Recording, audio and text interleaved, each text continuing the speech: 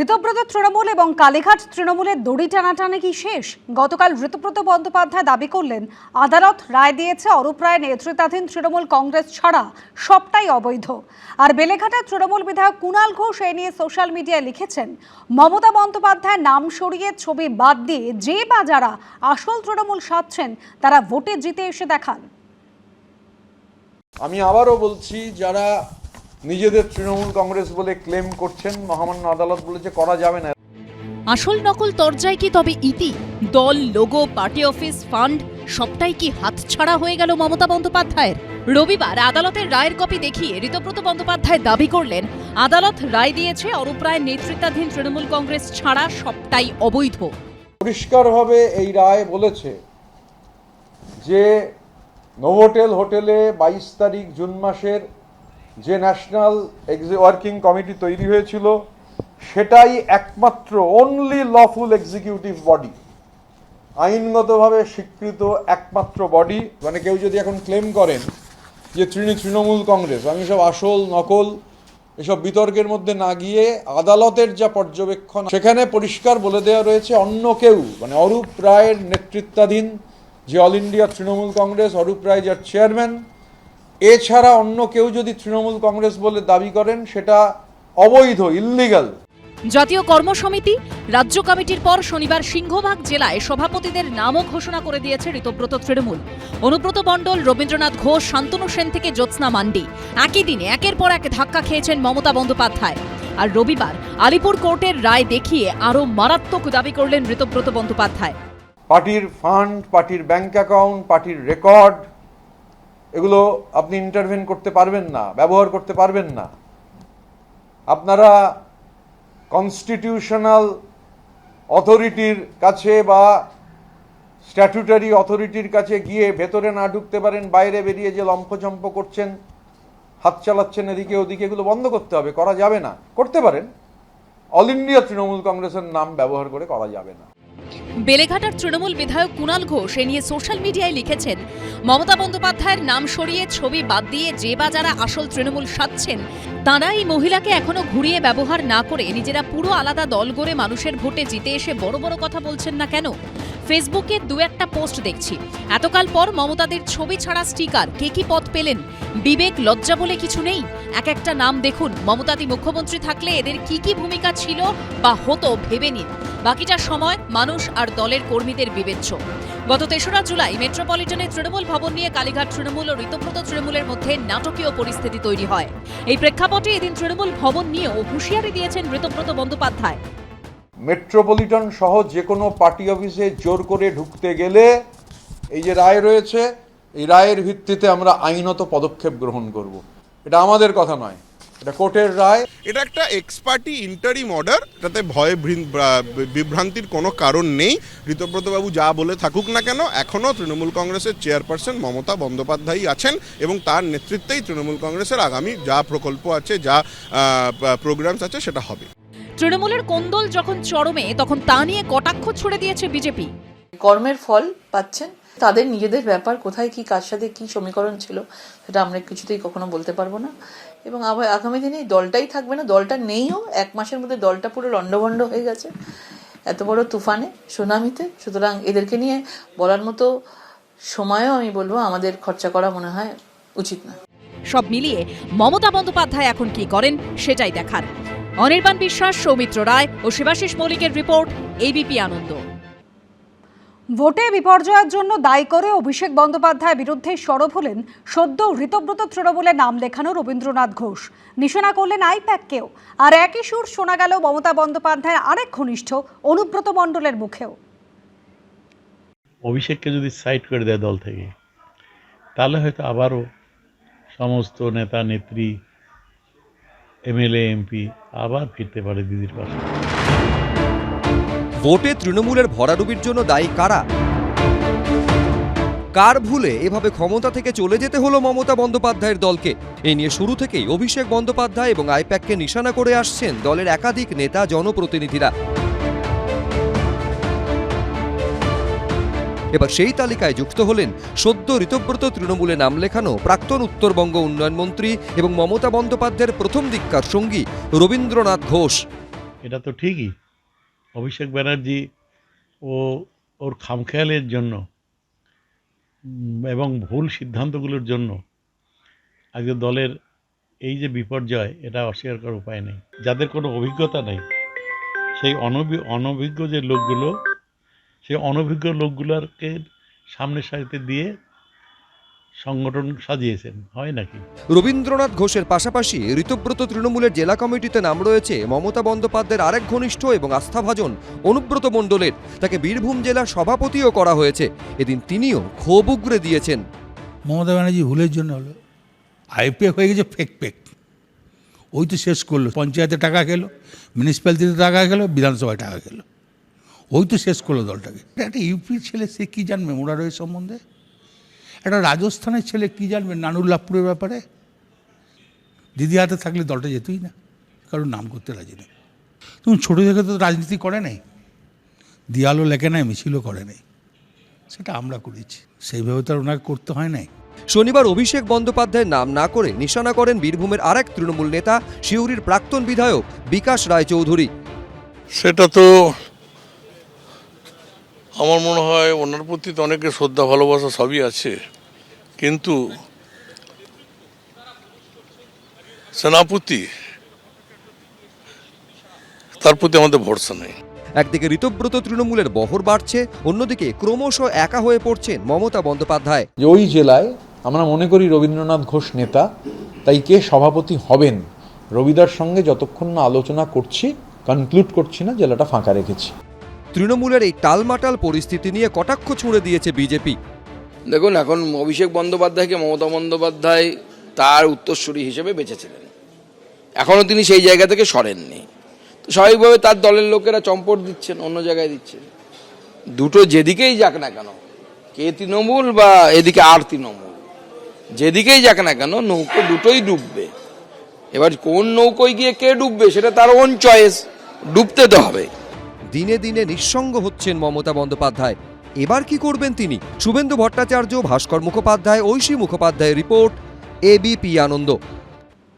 তৃণমূল ত্যাগী সুখেন্দু শেখর রায়, সুস্মিতা দেব এবং প্রকাশচিক বড়াইককে দলে নিয়েছে বিজেপি। বিজেপি রাজ্য সভাপতি ইঙ্গিতপূর্ণভাবে মন্তব্য করেন, নেতার থেকে দল বড়, দলের থেকে দেশ বড়। শ্রমিক ভট্টাচার্যের পাশে দাঁড়িয়ে সুকান্ত মজুমদারের মন্তব্য, কোনো বৃহৎ স্বার্থে অ্যাচিভমেন্টের জন্য ছোট ছোট স্যাক্রিফাইস করতে হয়। নেতার থেকে দল বড়, দলের চেয়ে দেশ বড়।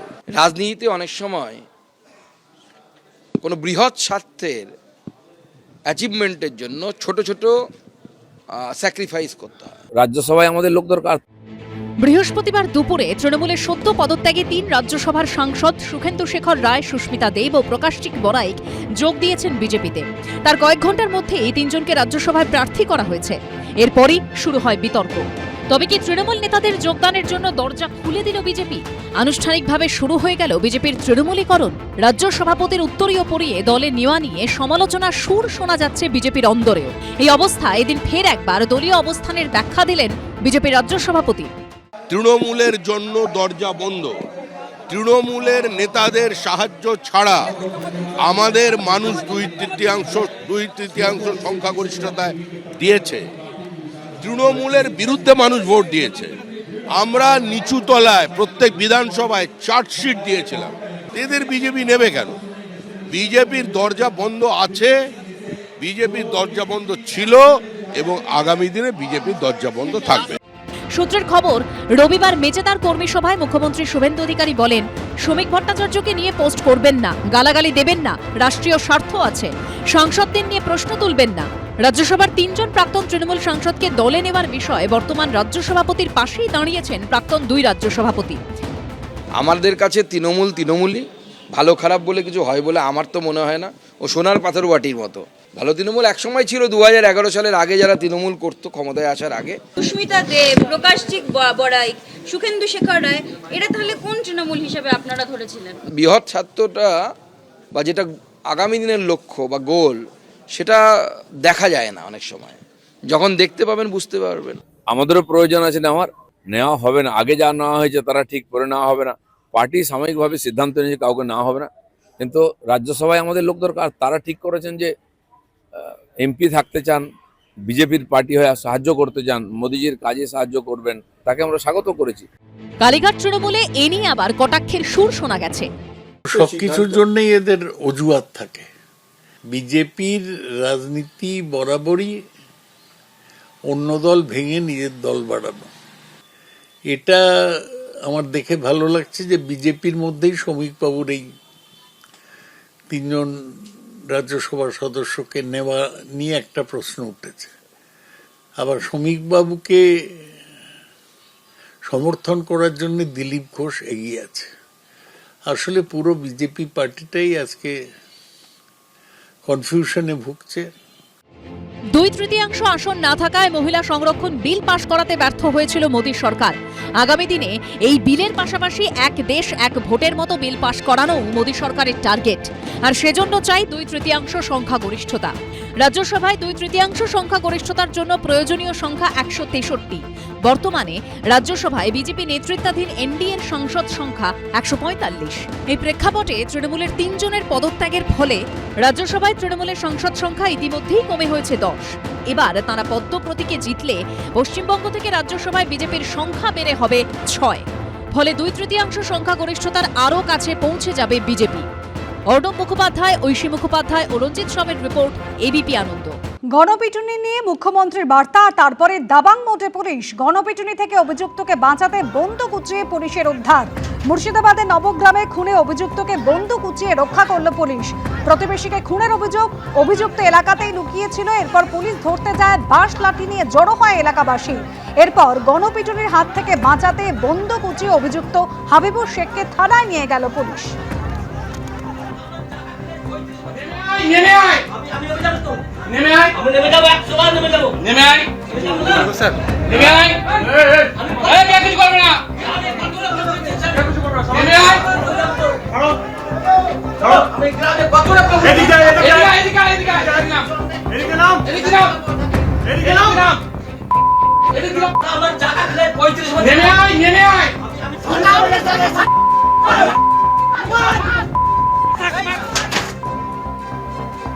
যারা এই রাজ্যে বিনিয়োগ করতে চান, জমি নিয়ে কোনো সমস্যা হবে না।